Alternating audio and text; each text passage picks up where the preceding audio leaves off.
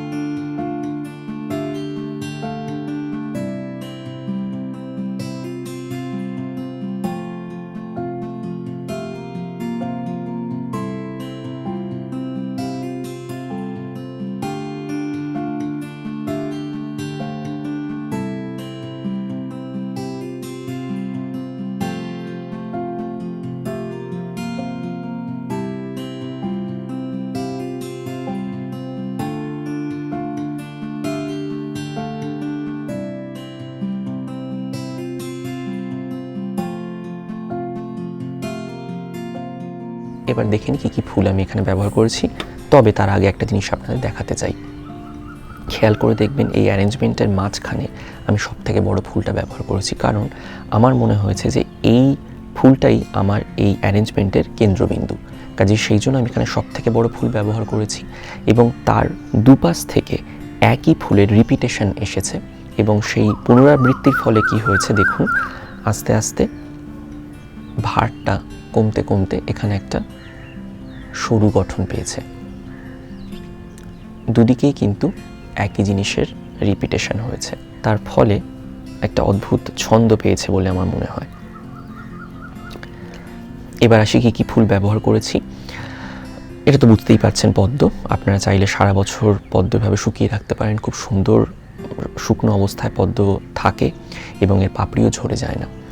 এর পাশে আছে সেলোসিয়া ক্রিস্টাটা। এগুলো মোরগ ঝুঁটির একটা জাত। মূলত এর রঙটা গোলাপি নয়, একটু ব্রঞ্জ হলুদ কালারের, শুকিয়ে গেলে এরকম প্যাস্টেল পিঙ্ক হয়ে যায়। এদিকেও সেটা ব্যবহার করেছি। এই ফুলটার নামটা আমার মনে নেই, এটা আমাদের বাগানেই ফোটে। খুব বড় বড় পাতা, আর ফুলগুলো পাতার নিচে থলোয় থলোয় ঝুলে থাকে এবং গাছের মধ্যে এরকম সুন্দরভাবে শুকিয়ে যায়। খুব সুন্দর টেক্সচার এই ফুলের, খুব পছন্দ আমার এই ফুলটার। এরপরে দেখুন এখানেও আপনারা দেখতে পাবেন এগুলো এক প্রজাতির সেলোসিয়া বা মোরগ ঝুঁটি। এগুলোর নাম সেলোসিয়া প্লামোসা। থলো থলো ফোলা ফোলা হয়, এগুলো বিভিন্ন রঙের হয়। এটার রং হালকা প্যাস্টেল পিঙ্ক, শুকিয়ে যাওয়ার পর এরকম একটা গোলাপি এবং একটা গ্রে কালারের শেড পেয়েছে। এখানে দেখতেই পাচ্ছেন জবের শীষ। এই জবের শীষ আমি কিনেছিলাম সরস্বতী পুজোর আগে। আপনারা চাইলে সংগ্রহ করে রাখতে পারেন, সারা বছর এগুলো কিন্তু কোনো না কোনো কাজে লেগেই যায়। এদিকে যে ফুলটা দেখতে পাচ্ছেন এটাও এক ধরনের সেলোসিয়া, এর নাম সেলোসিয়া আর্জেন্টিয়া। খুব সুন্দর দেখতে, নিচের দিকের সাদাগুলো কিন্তু মূলত রুপোলি রঙের, আর উপর দিকটা হালকা একটা গোলাপি ছোঁয়া আছে। আর এদিকের এই ফুলগুলো দেখে বুঝতেই পারছেন এগুলো সব বোগেনভেলিয়া, শুকনো। আর এই একই রকমের অ্যারেঞ্জমেন্ট কিন্তু আমি এদিকেও রিপিট করেছি, তার ফলে একটা সুন্দর ভারসাম্য পেয়েছে। আর পুরো সরঞ্জামের মধ্যে মাঝে মাঝে টুকটাক আমি এখানে ওখানে বোগেনভেলিয়ার পাপড়ি দিয়েছি যাতে একটু রঙের বৈচিত্র্য আসে। পুরো অ্যারেঞ্জমেন্টটা আমি যে বেসটার উপর করেছি সেটার বিষয়ে আসি। এটা আসলে বাঁশের সরু কঞ্চি। আমি হস্তশিল্প মেলা থেকে এটা সংগ্রহ করেছিলাম। এরকম আরও অনেক আছে। আপনারা যদি এই মুহূর্তে এগুলো সংগ্রহ করতে না পারেন, সরু সরু ডালপালাকে ছোট ছোট তার দিয়ে বেঁধেও এরকম গোলাকার দিতে পারেন, সেটা আরও আকর্ষণীয়, আরও সুন্দর হয়। আমি চেষ্টা করব সেরকম একটা অ্যারেঞ্জমেন্ট যদি করে আপনাদের দেখানো যায়। আশা করি আপনারা ইন্সপায়ার্ড হয়েছেন এবং নতুন ভাবনা আপনাদের কাছে পৌঁছে দিতে পেরেছি। আপনি চাইলেও কিন্তু এরকম কিছু বানিয়ে ফেলতে পারেন। একবার বাগানে যান, সেখানে গিয়ে খোঁজ করুন, টুকটাক এদিক ওদিক দেখুন, নিশ্চয়ই পেয়ে যাবেন ফুল, শুকনো পাতা, ডালপালা, আর সেগুলো দিয়ে এরকম আকর্ষণীয় কিছু বানিয়ে ফেলুন। দেখবেন আপনার নিজেরও খুব ভালো লাগছে। এবং সব থেকে বড় ব্যাপার, এগুলো বানানোর জন্য কিন্তু আপনাকে ঘর থেকে বেরোতে হবে না। আপনি বাড়িতে বসেই খুব ভালোভাবে সাফল্যের সঙ্গে এগুলো বানিয়ে ফেলতে পারবেন। আশা করি ভিডিও আপনাদের ভালো লেগেছে। কেমন লাগলো তা যদি আপনারা জানান আমাদের, তাহলে খুব ভালো লাগবে। সবাই ভালো থাকুন, সুস্থ থাকুন এবং এই বন্দি দশায় একটু আকর্ষণীয় কিছু বানিয়ে আপনার প্রিয়জনদের তাক লাগিয়ে দিন। ভালো থাকবেন সবাই, আবারও বলছি, এবং অবশ্যই খুব দ্রুত আপনাদের সঙ্গে দেখা হচ্ছে নতুন ভিডিও নিয়ে।